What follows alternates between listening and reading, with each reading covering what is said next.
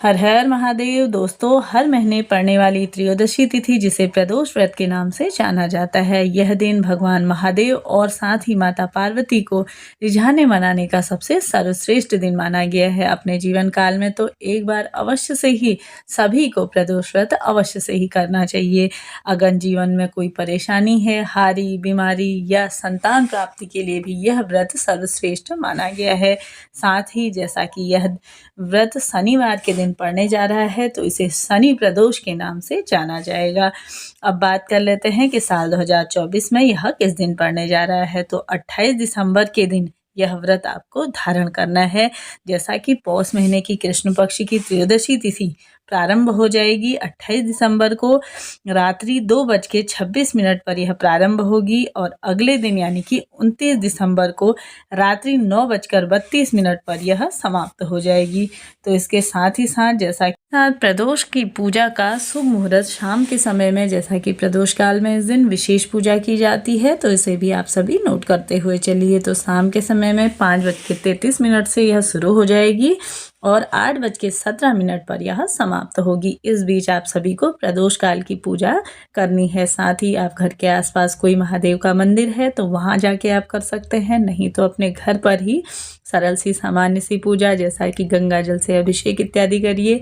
महादेव के सरल से मंत्रों का जाप जैसा कि ओम नमः शिवाय या महामृत्युंजय मंत्र का आप जाप करके भगवान शिव को जैसा कि आंख, बेल, धतूरा और साथ ही साथ बेलपत्री से महादेव का श्रृंगार करिए। घी का एक दीपक प्रज्वलित करिए और अपनी कामना, परेशानी, जो भी आपके शारीरिक रूप से कष्ट है या आपकी कोई इच्छा है, तो उसे कहते हुए आप सभी को महादेव के सामने कुछ क्षण बैठ के आपको अपने मन की बात महादेव से अवश्य से ही कहनी चाहिए। जैसा कि इस दिन शनिवार का दिन है तो यह शनि प्रदोष के नाम से जाना जाएगा। तो शनिवार के दिन शनिदेव का उपाय भी आप सभी को अवश्य से ही करना चाहिए। जैसा कि कुंडली में अगर शनि मजबूत होगा, जैसा कि 7.5 की ढैया चल रही हो, कोई परेशानी है, तो उसके लिए भी आप सभी को इस दिन सरल सा उपाय करना चाहिए। सुबह के समय में आप सभी को पीपल वृक्ष में जैसा कि 1 लोटे जल में कुछ दाने काले तिल के मिश्रित करके आप सभी को पीपल वृक्ष में अवश्य से ही समर्पित करना चाहिए। साथ ही साथ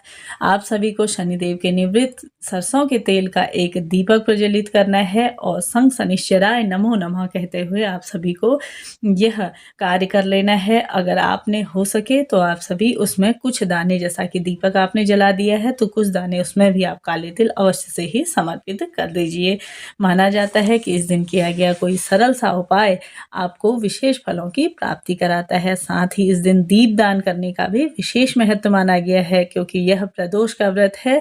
तो आप सभी अपने घर पर, जैसा कि घर के मंदिर में तो आप अवश्य से ही प्रज्वलित करेंगे, साथ ही पीपल वृक्ष के नीचे और बेलपत्री वृक्ष के नीचे और अपने घर के मुख्य द्वार पे आप सभी को एक दीपक प्रज्वलित करना है। क्योंकि माना जाता है कि शाम के समय में, जैसा प्रदोष काल के समय में महादेव और माता पार्वती भ्रमण के लिए निकलते हैं, जो भी भक्तजन उन्हें कोई सरल सी उपाय इत्यादि करते हुए दिख जाए तो उसकी मनोकामना तुरंत ही पूर्ण कर लेते हैं। तो इस प्रकार से आप सभी को अवश्य से ही प्रदोष व्रत की विधि विधान से पूजन करना चाहिए। और मेरे चैनल पे आप सभी के लिए प्रदोष व्रत की कथा भी डाली जाएगी, उसे भी आपको अवश्य से ही सुनना चाहिए। पूरा दिन प्रभु स्मरण में बिताते हुए आप सभी को यह कार्य अवश्य से ही कर लेना चाहिए।